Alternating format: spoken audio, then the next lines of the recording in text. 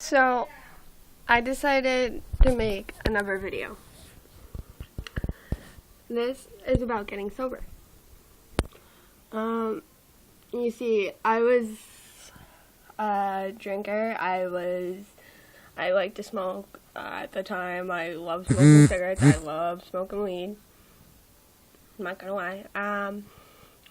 When I was 14, I experimented with morphine, Vicodin, and ecstasy, and I liked it.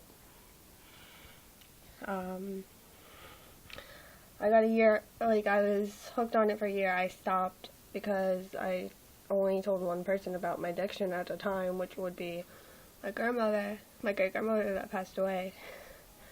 She told me that you should stop.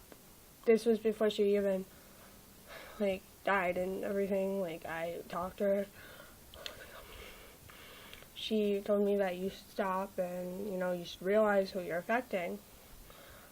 And that was one thing that she got me to stop doing, was those. Later, I experimented with mescaline and acid, and I liked it. And did it for a year straight, too. So, and I stopped. I was very addicted to cutting myself. My boyfriend helped me quit that. I'm very thankful for him for doing that. But I was bleeding right here, but it's not, it's just my red cheeks. Anyways,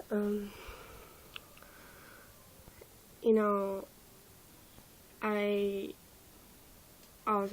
experimented with these drugs, and alcohol just completely changed me. I was numb, and I didn't care about anybody but myself. And I realized, the only person that can make me happy was myself.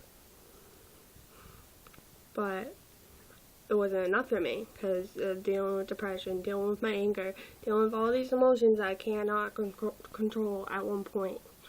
I just wanted to forget that world, and I couldn't stand anybody because I looked at everybody else. They were perfect compared to me. And I just wanted help, and I ended up getting in therapy treatment. That helped for the most part. Was I still doing those things? Yes. As soon as I found out I was pregnant, sadly, I did do some things when I was pregnant. I didn't know at the time. I got a tattoo, which would be this one. When, before I found out I was pregnant, so I got that. I was drinking, I was smoking weed, I was smoking cigarettes on top of it, before I even found out. So, it's an awful addiction to overcome, both of those, anything, honestly, what helped me stop was my child. Not just that, my boyfriend helped me too, but I had to really strive for it. Today, honestly, what makes me wake up in the morning is knowing that my kid's healthy and strong and growing every day. That my kid has a great heartbeat.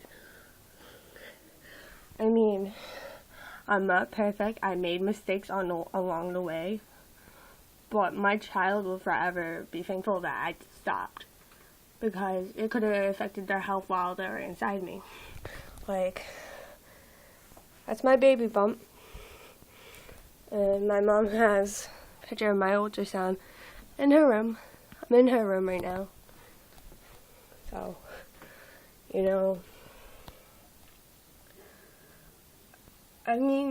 my most motivation was my child, as well as my family and my boyfriend and my friends. Because I see a lot of people out in this world doing drugs while they're pregnant and doing all this type of shit, and it bothers me. So I've always said it when I was younger, that, when I was into these type of things, that I will never ever let I'll never do drugs while I'm pregnant. I'll never, ever. And so far, I can't even look at all the things I used to do and be like, oh, I want them. My mom smokes cigarettes constantly. And I look at it like, ew, that's gross. I don't want it. I see weed around me. I mean, I see people smoke it. I don't want it either. I see people drink. I don't want that. I see people do pills. Here and there. It's not me. But I see it. I don't want it. It's not like shouting at me and being like, Kim, you need to do this, you need to do that. No, it doesn't do that to me anymore. Yeah, cigarettes used to be like, oh, I need one right now. Because I used it as a gateway of everything I've done, like the pills and the cutting.